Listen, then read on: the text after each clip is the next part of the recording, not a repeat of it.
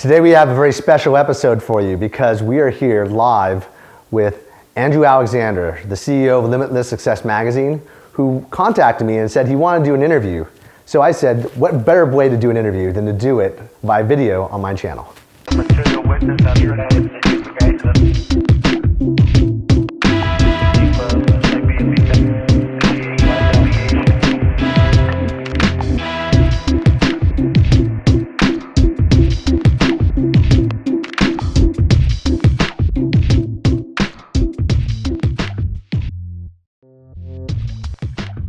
Great to be here, Nick. Thank you for the interview. Awesome, it's my pleasure. Awesome. So pretty much a couple months ago, I saw Nick released a video on YouTube for he is living out of his car, working out of LAX airport, using hotel Wi-Fi's, and I really want to make a story for the magazine to realize what happens when you fail with your business, when you have to start over from scratch, when you lose everything. And just really seeing that story right there, I really want to interview Nick and get his experience, because I'm sure a lot of entrepreneurs, they go through the same struggles we go through, but at the same time, they're not brave enough to talk about it. They don't really put themselves out there. And when Nick put himself out there, I realize our insights talking together on this will really help a lot of entrepreneurs face that thing a lot of us go through. So a few questions for you on that, and I just want to give you, or maybe you want to lead off with your insights with everything that you want to preface that with what led up to it, and pretty much starting with how to avoid hitting that failure point for other entrepreneurs who might have made the same mistakes we made in the past. Absolutely. So one of the things I wanted to say was that the year that you're talking about was the same year that I was both living in a car, Toyota Avalon, a 1997 Toyota Avalon, and I was living in the back of my car at an airport parking lot, sneaking into the hotel, using their free Wi-Fi and eating their food, having their free water and doing the treadmill. Now that's the same year that we actually made it into the Inc. 5000 magazine as the fastest growing companies in America. And I think we were ranked like 86 as the fastest growing company that was created in California, which is highly ironic. And I know that over a lot of people, they come from much more difficult backgrounds than me. I had a pretty strong family background, and I didn't want to rely on them. So I wanted to be a self-starter, a real hustler that was able to build his company from scratch. I wasn't asking for money from my family in order to build this company. And at the same time, we had to deal with all these dramas.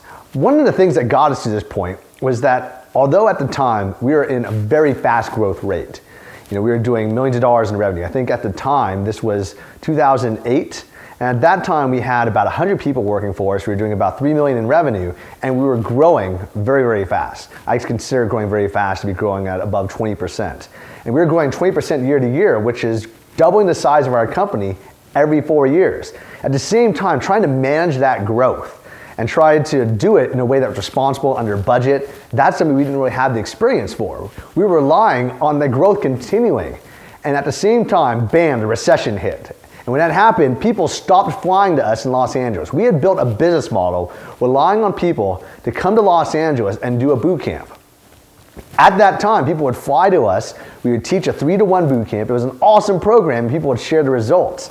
The challenge that we faced is when people could not afford to fly. They had to work more. They had to make more money because they're getting paid less. They had to get a situation where their life was more important than just improving their social skills and social skill sets. They didn't have time to take things like an RC boot camp in Los Angeles when they're living on the other side of the world. So what we had to do was figure out a game plan to get us out of that situation. And at the time, we were under so much pressure. Tyler and I didn't even know if the company was going to continue or sustain. Our credit cards were way over the limit. We were at the point where we were losing overall $6,000 a day. We had $500,000 in credit card debt. We had a situation that was looking very dire indeed. So I had to massively restructure things. The first thing I wanted to do was be a role model to my company and show them that I wasn't living on the high horse. I sold everything I owned, except for my car and my clothes. And then I had a situation where we flew to, me and one other guy, he was a consultant from Deloitte, and we got on a plane and I flew to Tyler. At the time, he was living in Hawaii. So I guess there was 2 places people were doing boot camps. They could either do them in Los Angeles, they could do them in Hawaii, and a few other cities, but mostly Hawaii and LA. Those were the 2 cities that people were going to go to our programs. Now, we were in a really tough situation. So Tyler was not really talking to me. He wasn't responding to my emails and texts. He was super stressed out. So was I. And so we had to figure out a solution. Now, one of the things that we did was we re-tinkered our entire communication process. Tyler and I weren't really communicating on a regular basis. We were kind of talking sporadically. Maybe we would talk once a month. We definitely were not meeting in person every month. I might see Tyler every 3-4 months or longer. And so our relationship wasn't really as tight as it used to be when we first started. And if you don't have that core business sense, that core business strength within your core team, you don't have a situation where you're going to succeed. We didn't have like the trust. We had kind of like an unknown idea of what each other were doing. We didn't have a clear idea of our roles and responsibilities, unlike today where we have systems like TimeDoctor.com tracking every single thing we do throughout our entire infrastructure and with a much larger team. We didn't have key performance indicators. We didn't have a board of directors meeting on a regular basis going over our KPIs and our business agenda items and clarifying what the executives wanted. We kind of were just having a situation where I was managing teams. He was doing his own creative vision. And if the two didn't work, then we had a problem. And we had a problem at this time, not even because of that. We had that plus we had a global recession. These things happen almost every 10 years in America. And I expect one to happen very, very soon. It's affected so many businesses. And as a result, I had to do some crazy things. One of the things I had to do was I ripped out of the airline magazine en route to visit Tyler. And I looked at it and I said, Tyler, this is what I want to do. To help us get out of this recession, I want you to get out of Hawaii and move to Los Angeles. Now that was a huge decision for him. He was living in Hawaii for the last 3 years. But previous to that, he was traveling around Latin America. He was living an awesome, fun lifestyle where you have this beautiful condo living on the beach. You push a button, a window goes down to your balcony so that you could see a fireworks show every night at dinner time and hang out with your girl and have a great time. And that was his life every day on the beach. And then this happens. And this happens. Me, at the time, I was on the board of a party club called Exini, where we had mansion parties and movie studio parties twice a week. I didn't want to leave Los Angeles. I was living in a situation where there's like a 6-to-1 girl to guy ratio. Every female and male celebrity that you probably have ever heard of were attending these events. Members are paying $1,000 to $25,000 a month. To get around the after hours rule where the bars close at 2 a.m., we just charge a membership fee and all the food and all the drinks was free from 10 p.m. to 5 a.m. And then the next day or the day after, we'd have a mansion party from 2 p.m. until 6 p.m. I made amazing friends. I made an amazing lifestyle for myself and built a really powerful social circle within the business world and community of Los Angeles and also within the social world and the entertainment industry. I met tons of girls, so many girls. I was able to throw parties at mansions like Stephen Marlborough had an awesome mansion and we filled it with hundreds of girls. I threw parties at the Playboy Mansion. In fact, my wife met my mom for the first time at a party I hosted at Playboy Mansion. They used to even come to my movie studio parties because they were very classy and they also had an amazing amount of beautiful girls. They had an amazing amount of creative people and thinkers, tastemakers, and it was amazing for both Tyler and I to have this lifestyle. And the recession hit and blew us both out of the water. I ripped out this map out of the airline magazine because one of the things I proposed to Tyler is you get your butt back to Los Angeles. I will leave Los Angeles. You will help manage the teams we built in Los Angeles, get your head back on business, as opposed to just teaching boot camp and teaching and creating the products. And he was creating some awesome products. At the time he had launched a Blueprint Decoded, and it was an amazing success. It made millions of dollars in even its first year. It was awesome, epic. At the same time, we were putting so much money in technology, like $250,000 to put in the first revision of RC Nation. We built weird sites that we're not even using anymore, like RC Underground. We put almost $100,000 into that, which is a recreation of YouTube. But now there's YouTube and it's free. We built RC Nation, but now there's Facebook and it's free. But we still use these tools today, but we use these other tools more. Now, I proposed that instead of me staying in Los Angeles, I was going to travel all over the world, and I was going to do it dirt cheap. I sent an email to our customer database and I said, I'm going to do a free seminar in your city. And I'm really good in front of the people at a free seminar. I'm able to show really awesome content, show great in-field videos from all of our instructors, and even take the guys into the field with hidden cameras and show them what they're doing right and wrong in some of the cities where the programs are not too large. Like London, there was like hundreds of people. So it was impossible to do that. But what I did is I created a program that's now known as the RC Free Tour. At the time, it was a 4-hour program, and I organized it for 6 months. And in that 6 months, I physically traveled to every single city that was on that airline map. And that map had cities in 70 countries. It had over 270 cities. And I physically went to all those cities that had a population over 500,000, and I believe that the people from our database would want to go to our programs. Because I believe that customers would come to these programs, they would see what we have and want to buy our programs. If I just brought the programs with me, I brought DVD sets, I brought books, put in my suitcase. I also sold seminars, and I created a path and said, we're going to come back and we're going to deliver seminars to you in 6 months. Sign up now. And also help volunteer for me. I need 1 to 5 people in every city to help me build a fraternity, a local group. These groups today are known as the RC Inner Circle Facebook groups. And these are local leaders that have contributed to allowing us to build markets in cities all over the world. In addition to that, we created a situation where we had an upsell rate for my programs. 20% of the people would buy a program on the spot. And those people allowed us to, within 6 months, clear all of our debt and become a healthy company again. At the same time, it caused a massive amount of hustle. I had to re-tinker the entire infrastructure. So I changed the infrastructure from a situation where we had a ton of guys all working full time. And I took some guys and made it so they only worked 1 day out of the week. Other guys could work a maximum of 4 days out of the week, at least until we fixed everything, and then they got back to normal after 6 months. But these are the kinds of steps we had to take in order to dramatically move things. And some people didn't survive off of the low amount of wages we had to pay for them by lowering their hours, lowering their rate of pay, lowering their salary for those 6 months. But those people who left, they're no longer part of our company. We wish them the best. And those people who stayed are now executives in my company because they've been through that tough times and they dedicated their loyalty and trust to us, and it was pretty awesome. Now, at the same time, those guys that have always been a part of our organization, they were forced to leave. I'm still friends with these guys. These guys are still welcome to hang out whenever they want to come to a free event or come to even a paid event and go for free. They're welcome to do so.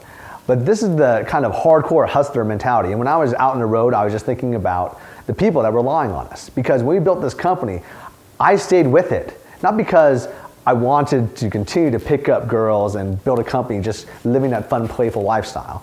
I did it because in the beginning it was like that. We were using it just to fund our company. But then it turned into a situation where we wanted to have RSD funding these people whose lives dedicated themselves, their livelihoods were dedicated to RSD. And I wanted to make sure that they were not disappointed. They put their trust in us, and I didn't want to let them down, especially the RSD instructors, because they're delivering such amazing content and quality programs. They just wanted to go out there and teach. And if the RSD goes down, everything else goes down. So we had to create a situation where that success, that hustler mentality, stayed in effect and focus. And now the RC Free Tour is still taught today, but instead of me just teaching it, I don't teach any of them. Now we have a team of 10 instructors that travel around the world teaching free tours in all these cities. So if you go to any city in the world, any city that you live in, you're going to see a free tour. And then you'll also see hot seats. You also see now that we have a catalog almost every month of membership sites that we release that have excellent content dedicated to various niches. So we've spread and diversified from one program, which is the boot camp, and made it to spread among dozens of programs. So if one program loses its catchiness because, and like the recession, maybe something else hits. Maybe something crazy goes on, like maybe the platform that we use for our membership sites just disappears. Well, we have all these other programs. We have live events, interactive exercises, ways to make it so people want to go to our events because it's more about the event than it is about just something that you could just watch online. So if you go to, say, our YouTube channels, that's one of the things that we're dedicating ourselves to now. You'll see things like the YouTube content is free. It's out there. It's awesome. But at the same time, if you go to one of our events, unlike somebody just watching YouTube, there's interactivity within the clients, within the instructor. There's exercise and there's in-field videos that we can't put out there. There's things that we have to put only behind closed doors that are just amazing and epic. Now these are the kinds of tools that we had to create in order to survive the recession. But it's also created a situation where now when the next recession hits, we're stronger. And we still have other roadblocks that we've hit along the way. For example, one of the things that you emailed me as a question was, what are some of the roadblocks you faced between the time you were rebuilding and the time that you are now? And what are some of the crazy experiences that you had to overcome from that? Well, exactly. Yeah. Sorry for coming. Just to back up for a second with that frame of the question. As far as when everything just crashed, the roadblocks you face, if you could start off with like the mental and emotional struggles you went through, where if somebody's business crashes, they face all the pressure and everything under there. So I always feel that's the starting point. Do you feel that was the starting point for you? Were you always mentally ready to push forward when everything happened, or did you do anything to push through there before you did the hustle and the practical steps? Well, during that difficult times, on an emotional level, it was highly overburdening. Going back to visit Tyler for those board meetings, 'cause I organized my schedule to fly back to Los Angeles every 30 days. So maybe I would go fly around Europe, and then I'd go back to Los Angeles to meet with Tyler. I would go fly around Asia for 30 days, fly back and meet with Tyler. Go around, fly around Latin America, go around, meet with Tyler, drive around the entire United States, end up every major city, then meet with Tyler. And then basically 30 days on the mark, I had to go to a board meeting. And during the hustle, it was not just emotionally draining, but it's like a soldier where you have a mission and you have to accomplish it and you do it. Now, at the same time, there's risk that you're gonna fail. So I feel that burden and that pressure. And it feels like your eyes are watery, the emotions are going up against you. But you also know deep down that you have no choice. You have to succeed, you can't fail. So you basically just suck it up and push forward until you can overcome those paths. That emotional drainage is something that I've felt continually throughout my career when dramatic things have happened. Because other things, other than just a recession, has happened. One other thing that happened was we had a global crisis that we have kind of named Julian Gate, which is when our instructor Julian, he got into a massive media scandal. And as a result, there was riots organized around the world attacking our company. The media was taking us to a whole new level of attacks. They didn't really understand that there was a massive misunderstanding, and we had to get him on CNN to clarify the misunderstanding. He had a situation where he's putting offensive jokes out there just to try to get people riled up and also teach as well. But a lot of the comedy was being lacking because people viewed us as educators and not entertainers. And I think that's another reason why we have to show both the entertainment side and also the education side. And you had to go on CNN and say, this is the exact opposite of what you're conveying, who we are, what we're about. But at the same time, we had so many attacks from feminists attacking our vendors, and partnerships were being deteriorated because they didn't know who we were. They thought that this Twitter feed where people were posting on it, pretending to be Julian, saying, if you pay me a few $1,000s, I'll teach you how to rape people and get away with it. And we were like, whoa, what is this? And they were posting it, and then government started banning him, quoting this Twitter feed that he didn't even create. And that was the basis upon which he was getting banned. We had a dramatic amount of pressure. So much, we had to tinker our entire infrastructure, get a press team, get a media team, and our core fans knew who we are. They stayed loyal. One of the funny things about it, though, is our email list increased 16-fold, our web traffic increased 10-fold, and then our revenue doubled. But it also created a situation not knowing what was going on because we had a few months where our money was it was worse than a recession. It was worse than a recession financially, but it wasn't worse than a recession. Like our overall debt wasn't as bad as a recession, but the daily rate of loss was much higher.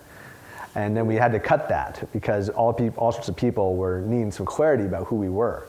And then our core fans weren't even sure whether we were going to go out of business, so they weren't signing up for programs. And after we showed we could survive that, we could survive anything.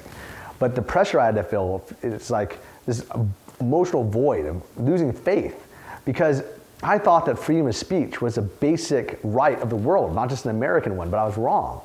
Because all these basic tenets, I feel like when we were traveling around the world, we were trying to spread this westernized culture of freedom, of ability to have independence of outcome, the ability to be free of the mainstream media pressure, to be able to convey who you are, even if it's offensive and fun, but doing it in a way that was still congruent with our overall core message. Our message about getting identity level change, self-actualization, freedom. But so many people didn't view that. They viewed it as we were conveying this really unusual criminal message. We had to eliminate all the criminal liability.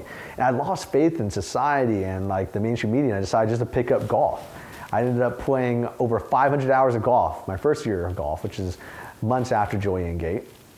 I used that as a rehabilitative process. So when I was during the recession, I was running, I was doing marathons, I was doing races, I was doing Ironman, long distance stuff, and it kind of hurt my knees.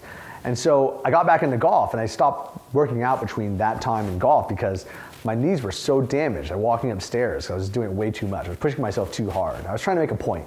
The point was, if I could do this, plus do the tour, plus do the business, my instructors should be able to work harder. And I kind of conveyed that message. And I also did it super cheap because when I emailed my customer base during the recession, I said, let me crash on your couch. And if I didn't have a couch to crash on at the end of my seminar, I would say, raise your hands if you have a couch I could crash on. So my world tour, I was spending about $2,000 a month just doing this tour. In fact, when I was driving around the country, I had an intern drive me around the country.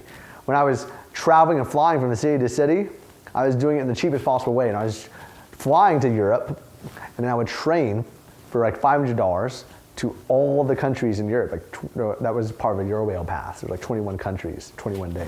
So it sounds like your loyal fans really help you out through that. Massively. I couldn't have done it without them. I rely on the RSC Volunteer Network. We built a network of 1,000 volunteers, interns, volunteering their time, working 20 hours a week.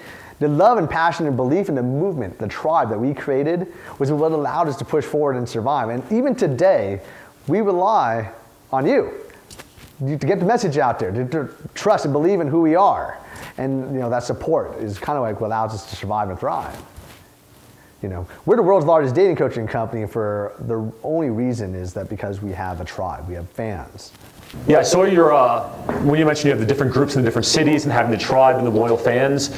Let's say another CEO or another startup entrepreneur does not have that position. How would you suggest in that frame how they would grow back up? How would they rebuild from everything? Is it the network they have, the skills they have? Where would you go if you didn't have the fans and that happened all again? One of the things that I would do, and I did have to do this, was like for Joy Engage. So I was trying to get into that. How did we overcome that? Well, the first thing that we had to do, because our loyal fans stayed with us even after all the attacks. But the thing is, they weren't the reason why we got out of Joy Engage. We got out of that because we got the right people. We found and sought out the right people. We got in touch with the most controversial publicists, the publicists that represented Mike Tyson. We got the legal team that represents Eminem. We got the really talented people that were willing to get us into a position that we knew how to do things. So one of the things I didn't know how to do, and one of our huge mistakes, we didn't know how to run PR. One of the things I would have done is I would have gotten in front of the camera sooner and conveyed our message cleaner. But we were scared because we were getting attacked in so many different directions.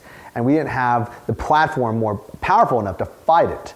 The mainstream media would just control the direction. Even in our interview with CNN, they kind of controlled the direction. That was 2014. I believe in 2016, things are changed. Social media is now more powerful than the mainstream media on many platforms if your platform is large enough. And I believe that is one of the ways you can convey your message and get out of almost anything. Developing a powerful platform on YouTube, Instagram, Facebook, these are the ways you can develop that customer base and loyal following. But you gotta do it from regularity. You gotta post regular content that is full of actionable insights that people want to implement, develop a relationship with your customer base so that you know who we are, you know who each of our instructors are, you know what our message is about, and doing it so that these messages will be conveyed by you all over the world to other people and reach that higher level. Now, you got to develop that customer base no matter what. So if you're somebody who doesn't have it, that's the first step you got to do. It's like the same thing if you ask almost any MBA course professor, what is the first step of creating a business? And they will not tell you that it's, create the business concept, create the business plan, hire the teams, build the financial models, and all this stuff. That is basically the wrong approach. If you go to an entrepreneurship class, the first step is always to get your first customer. If you create RSD, you wanted to recreate from scratch, you'll notice one of the things that we did was we got our first customers from the beginning at Starbucks in New York City. We didn't have a curriculum, we didn't have a program. We just created it on the spot. Now, if you have one customer that's willing to invest in your technology platform because it's a capital-intensive business, you still got your first customer. Now you know what he wants and you can build upon that. You need to have ideas, but the first actionable step you need to do is to get that first customer and build it again and again and again, because that tribe is what supports us. Now you have to have awesome content. You gotta be smart, you gotta have the right people. If you don't have that, your tribe's not gonna exist. So that's the most important thing you gotta do.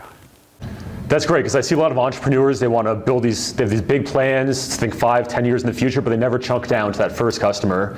And it's great advice anyone can follow, regardless of whatever business they start. You can create that. Tyler is the chairman of the board of the company. When I say a chairman of the board, I define that as the person who creates the 5, 10, 20-year plan down the road in the future. I'm the CEO. I'm focused on here and now. And my goal is to take Tyler's vision of making this large, much more powerful company and spreading our message around the world in an even more impactful way, as opposed to hitting this many people percentage, but hitting most people that would be falling into our target demographic.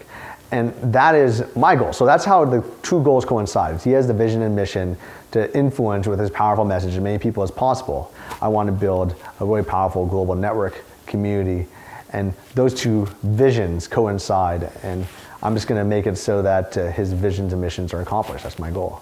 That's perfect. And looking back, what things would you do differently with the way you handled going through the recession, through Julian Gate, and everything, all those obstacles? Is there anything you would do differently, or do you feel that every circumstance that happened to you kind of shaped the company into what it is today? And do you view it as a beneficial change, and like the change of course of direction is where you should be now? Well, the next time something like Julian Gate happens, if it's like something that is of that scale, I would make a public statement right away. I would immediately respond. I would go out there so the media would have a message. Because right now they're just relying on hyperbole. We did an interview at a riot in Australia where Julian Gate first started, because maybe people were rioting saying, oh, these people are doing all these crazy things. And we went around cameras interviewing people, and we're saying, so why are you here? He says, we don't like rape. They're like, what do you know about the guy who's here? He goes, well, he likes rape. And they're like, well, first of all, that's not true. It's completely crazy. Why would thousands of people around the world, or hundreds of thousands of people around the world, pay Julian to teach them how to rape people? I mean, first of all, if you were a rapist, would you want to go to another gathering full of other rapists to learn how to kind of refine your practice of raping people? It's insane. So it's funny, like, that the media tried to find something that didn't exist and just create it. You know? That's what you learn about the mainstream media, where it creates the story, it creates the attention, and when you're on the other side of it, such as yourself, it's not always the truth. So I guess that's a great advice for everyone, just to really set the frame from the beginning, have the stronger frame. And like you said, with your loyal following, with social media, we have the tools to do that now. Yeah, my favorite, I mean, it's not necessarily a good thing, but my favorite thing is when they're talking about Owen, and Owen made a joke in a video where he was growling like a lion and talking how you want to be the alpha male in a relationship, or the alpha lion. You need to get on the lion, and he describes this crazy lion sex. And he looks at the tribe, makes noises, and starts adding funny catchphrases like attraction's not a choice, and he's jumping on the lion, pretending to be a male lion and a female lion. Anyway, they quote him by saying that a Real Social Dynamics co-founder, and this is a mainstream publication, one of the most famous publications in the world as of today, said Real Social Dynamics co-founders advocating not just the rape of humans, rather the rape of lions. Taking the joke and trying to spin it. It was crazy. And I was like, wow, if you take all the jokes that comedians say out there, and it's obviously jokes, and you try to make it serious, of course, you're gonna get some crazy remarks. But the fact that some of these journalists have such incompetence that they go out there and they spread these messages. It's like the book that Ryan Holiday wrote. It's called Trust Me, I'm Lying, which is about how you can spin all these funny stories and just spread them through clickbaity titles, and then journalists will just pick it up without any research. That's because many of them are not very educated. Many of them are just putting articles out there, and they're really good writers. But they're putting out these crazy stories out there, and they don't convey and control the message. Now, when you're on social media, the message is we'll always have the truth come out there. So for one of the examples is the LA Times wrote an article about us. Now LA is our city. We built our company in Los Angeles. And when people started talking about RSD and saying RSD is about XYZ, now we had 4,500 people in the first day respond and say RSD is not about XYZ, they're about ABC. And they started talking about us. And that's where the truth comes out. Now that's not necessarily social media, but that's the fact that unlike a newspaper, where you used to get the paper boy sending it on your doorstep, you got a newspaper, now you have the internet, and people can post comments, they can respond to your articles, and the truth get out there. And that's how things are changing now. Now the front page articles are now going onto Reddit, they're going onto social media platforms, they're allowing us to control our message. And that's why it's so important that you control your brand on social media. A lot of our leadership follows Gary Vaynerchuk. He's a guy that I've known since our companies were around the same size like a decade ago, and we've been following how he's blown up through social media. And it's amazing to see how social media in and of itself is now the most powerful platform, as opposed to where in the past it was the mainstream TV. Now TV still has a powerful effect, but ratings are gonna go down and down and down until it's less relevant. I mean, I don't know anybody who uses the Yellow Pages phone books. I know very few people that get a newspaper delivered to their door unless they're at a hotel. I think in the future, it's going to be even more credible sources through social media that's vouched for, as opposed to these large entities that get tons of journalists. And just because they have a company that has a few awesome journalists, they have a lot of them that are just really bad. It's a change in the environment with everything. So when you change from like the television to social media and just adapting your ways you ran the company in the past versus what you do now, what do you see yourself going forward as far as marketing your company, growing your company? What is your vision going forward that from this point now? Right now, one of our biggest sources of lead generation is the content that we produce on Instagram and Facebook and YouTube, especially YouTube, because we produce we get 16,000 viewable hours of YouTube videos every month among our 16 different channels. We have so much content out there. It's amazing. Every day of the week, we're releasing hours of videos. We're posting them on RSD Nation. That is a huge platform for us. But in the future, YouTube might be irrelevant. There might be a next platform. So we're always staying on the cutting edge. When Snapchat came out and started getting popularity, we jumped on that.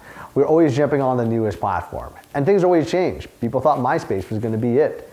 Rupert Murdoch, I think, invested like $1 billion or something into it, and then Facebook came along. Now that's the next multi-billion-dollar thing. And if you look at the platforms, they always change. You got to stay in the cutting edge, or you go out of business. I mean, I was yesterday talking to some of my business owner friends about Radio Shack. They declared bankruptcy. Who would have thought? They were the #1 technology distributor for B2C relationships. Technology is now being replaced by larger organizations that are having a better supply chain, like Best Buy. You have the same kind of result, exactly the same, just there's more options. And there's going to be the same thing. Like if you don't innovate, you go out of business. That's why if you look at us, look at the boot camps that we taught in 2002, 2003, 2004. You read a book, The Game. You read about our history. You'll see all these people doing canned routines. You follow us today, things are completely night and day. The people who are following the routines in the book, The Game, these are the people we tool and make fun of because it's so hilarious. We used to be those people, so we make fun of ourselves. But we were talking about those jokes that people used to do. I can't believe we thought that this actually was the way to do things.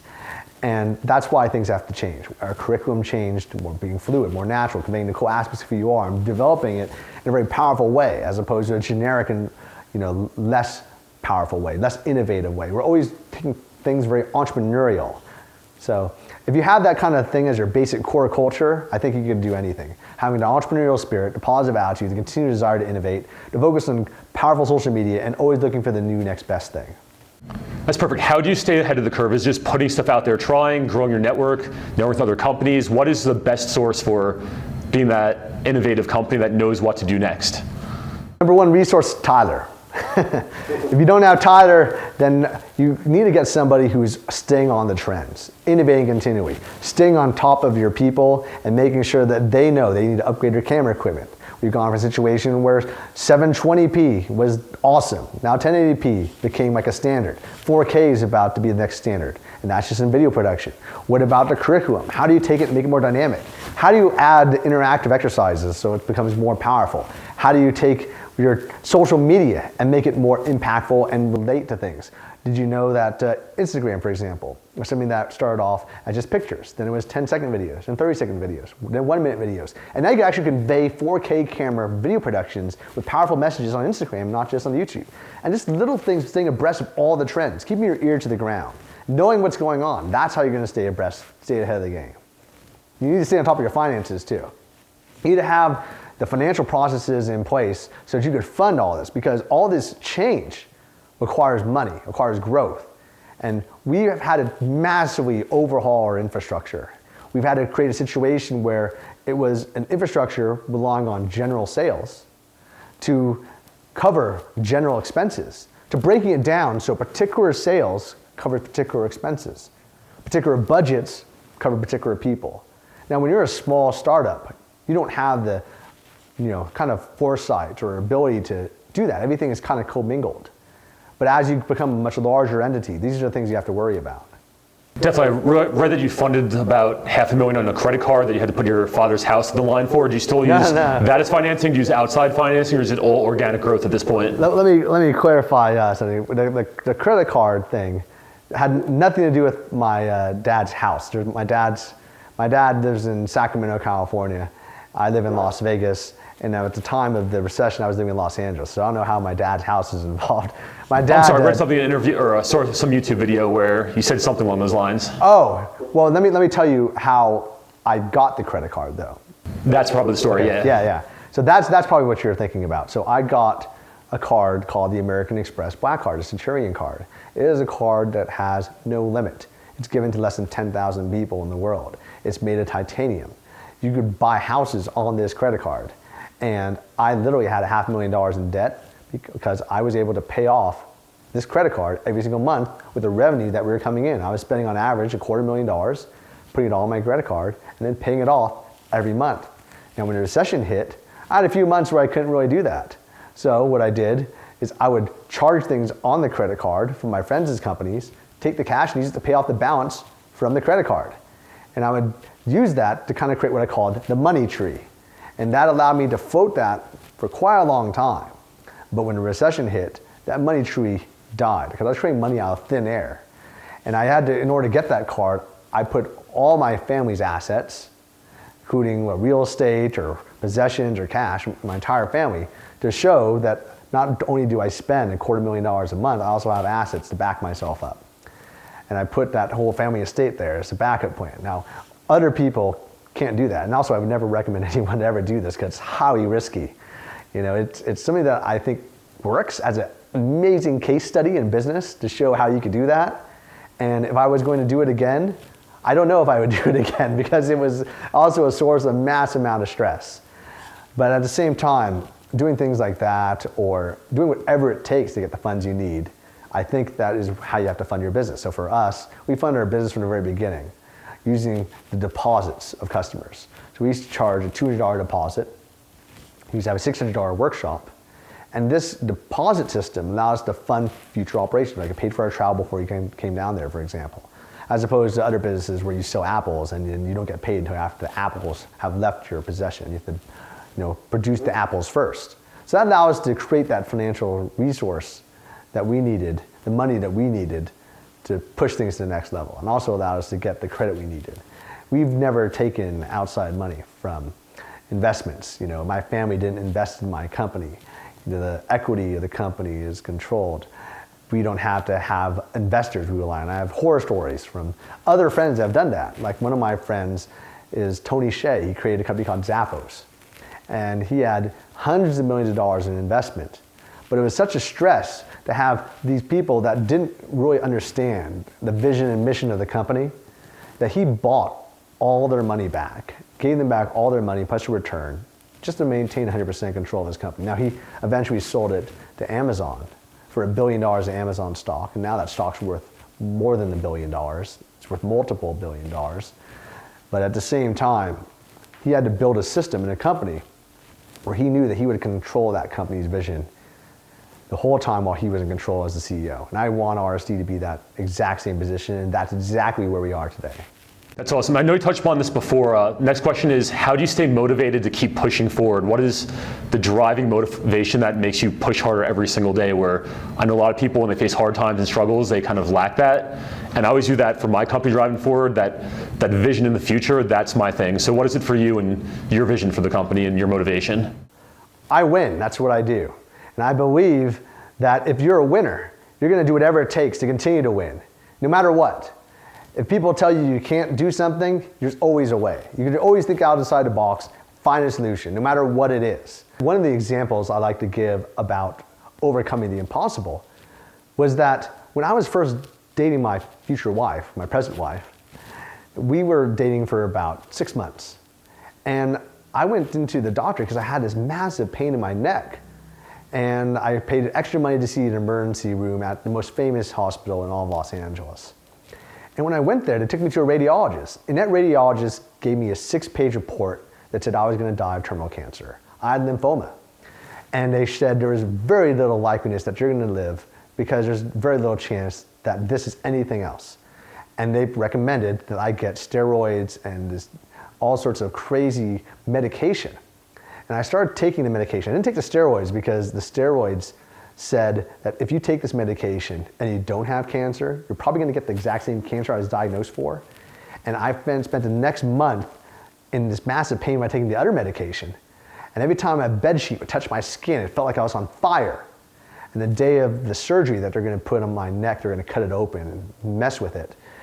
I got my test results back from blood results. And they said, oh, guess what? You don't have cancer. We were wrong. We should have done the blood test earlier. We got the results earlier. Wow. It was amazing. And I think that just knowing, and deep down, I told everyone I had a backup plan. I had a succession plan with Real Social Dynamics, and I was going to tell my family and everything about that. And I ended up telling them many years later about what happened.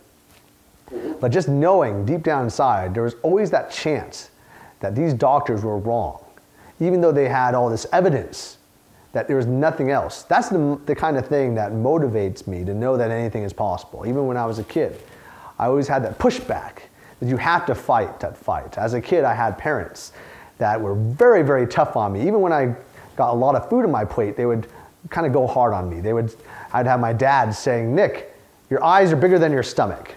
And my mom would say, "Prove your dad wrong, Nick." And then my dad would push me. And I'd also have that in school.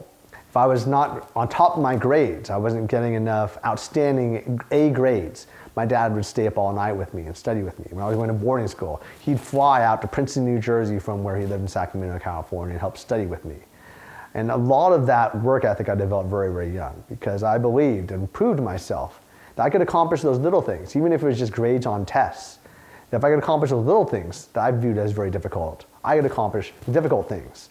I don't view myself as this professional athlete kind of type guy like Brandon Carter or what have you.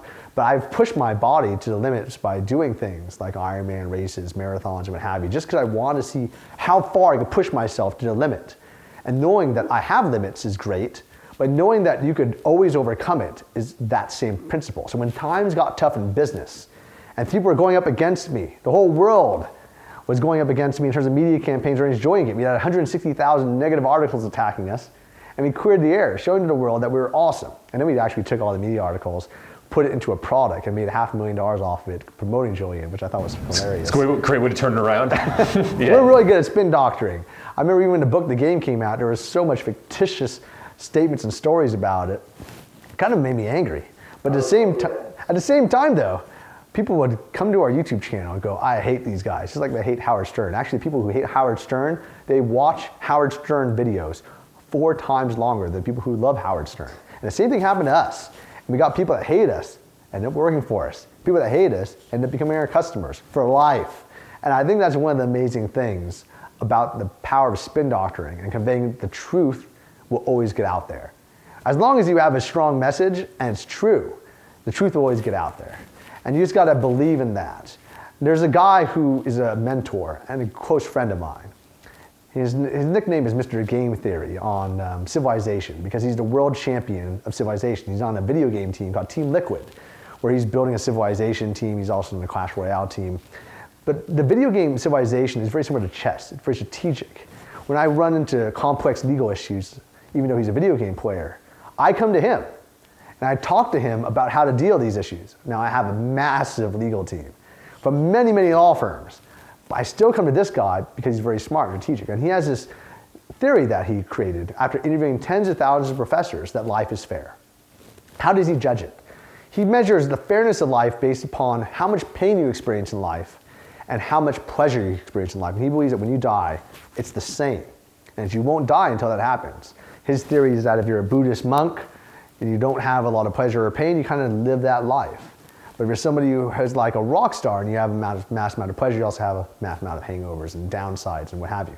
Now, it's just a theory. I don't necessarily believe in this, but it does convey something that I like, which is that when times are tough, you got to figure a reason deep down inside of you that something is going to balance things out and make things right. And that is kind of that theory that I like in that book that provides hope. Now, for me, I believe in the people that I work with. You know, people view Tyler like Jesus. They believe him. They wrote articles back in the day like "In Tyler We Trust." And it's because they believe in Tyler and his movement and his vision. And as a result, it's created this tribe. I also believe in his vision and mission. I believe he's helping a lot of people. I believe that we all are within the Real Social Dynamics team. That's where we built us as a team as opposed to Team Tyler. We built ourselves as Real Social Dynamics. But you got to have the right beliefs, the core values, and internal strength to push things forward. Before we go back, this is still edited part, like any other specific areas you want to go further detail into? Well, one of the things I think that people kind of should listen to is the internal motivation. Because one of the most powerful concepts that I always get asked is, how do you stay focused or have that positive energy or insight to stay motivated to accomplish your goals? Because if you don't have that, there's a lack of interactivity. And I actually made a whole video about how to create 10 out of 10 motivation. But I would say one of the things you got to do is get yourself physically and mentally prepared to take action. So by playing golf, for example, or running, or doing those things I love and as a passion for athletics, those are the things that give me like that rush physically. But mentally, you got to be prepared to withstand the test of time. You got to be prepared to know internally that you believe in yourself. And that core belief that anything is possible, that you can always think outside the box, you got to have that deep down inside. There's times when things are tough and you have to call your losses. But that's not necessarily because you lost a war, you might have lost a battle. And you got to just know the difference between the battle and the war, your overall mission and goals in life, and clarify what that is.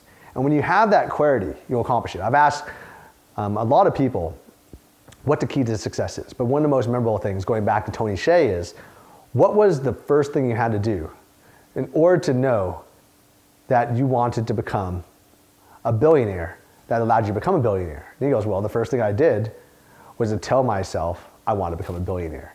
It's very simple, but what that kind of means is that you got to have that clarity of vision and mission deep down inside. The next thing you got to do, though, is you got to have a team. You got to have the right mentors, and you got to have a team of people involving those mentors and take things to the next level. Because I also did a similar interview with the former president of South Africa, J.W. de Klerk. And over dinner, I asked him, how are you able to get it so that all these people that were against apartheid within your administration and external to your administration would allow you to end the apartheid and allow you to have a country that was more free and more accepting? And he said, well, I got everybody on the same page and the same team, understanding that this is the vision and mission, make them believe in it, and then as long as we had that at the top, we all went down that path. It sounds very simple. I used to listen to things like this and didn't really get it, but it is the basic premise of what you require on a high strategy level. And all the things on a tactical level, an operational level, and all those things that contribute to it, you need to know too. And if you don't know that, you're never going to accomplish that strategy. But that's first and foremost, on a strategic level, you have to have that very clear. And as things change, it must stay clear no matter what. Definitely. One thing that helped me with that is when I got from business into personal development, the being, doing, having. I think I saw that on some of maybe Tyler's YouTube channels or Julian's. To become that person first, you can believe that you're capable of doing this. And when you become that person, that's when you act congruent with who you are. So that I'm with you on that, where the belief is so key, where a lot of people, they try to feel like they have to have these things before they can become that person who does it. And once I switch that up, that's absolutely amazing, and results are just so much better. Awesome. That is actually the reason why we're Real Social Dynamics as opposed to Dating Dynamics. The real in Real Social Dynamics, and why Tyler used to write so many articles, like how to pick up for real or real this or real that, is because it's all about being somebody before you teach that. It's all about being somebody who takes the actions that allow you to become the person that is the person that you want to be, as opposed to just talking about it. When we created this company, Real Social Dynamics, there's a lot of people giving dating advice. And I don't mention any of their names because I wanted to give them any publicity. But they're just talking about it. They weren't actually living it and doing it. There's so many people that talk about business, and they teach business, for example, but they don't run a business other than the business of teaching people how to build a business to people that want to teach other people that want to build a business, because they're people that they teach want to learn how to build a business. So it's a cycle, like a pyramid scheme. As opposed to us, where we've built a business, we want to teach people how to live an awesome business life, whether you're an entrepreneur or just not owning a business, but want to make more money and have more successful relationships. Want to do the same thing in your dating life, in your relationships. We want to do the same thing in your health and fitness. So the guys who are teaching that, I'm definitely not one of them, but the guys who are teaching that, these are the guys that have lived it and they're modeling it. You know, I'm a student of a lot of the people that are teaching me that are my organization, especially for health and fitness recently, because I'm getting back into getting back on the health and fitness side.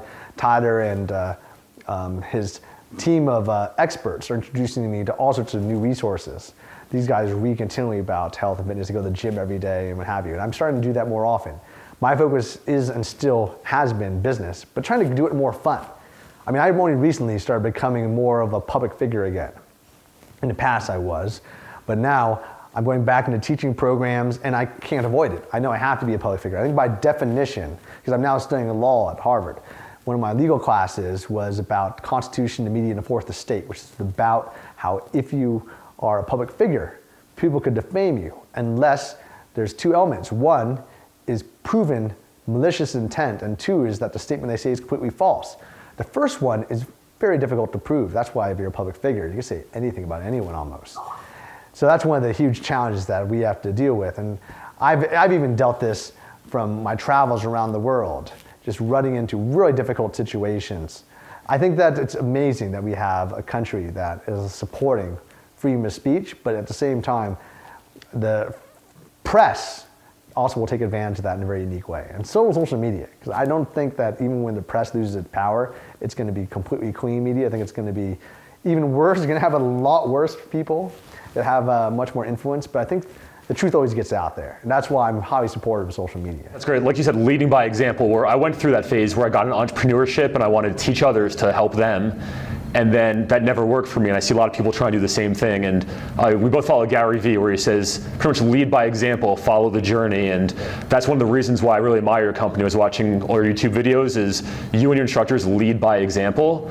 And I guess anyone in this position watching this interview, they want to be that person who teaches others, who helps others.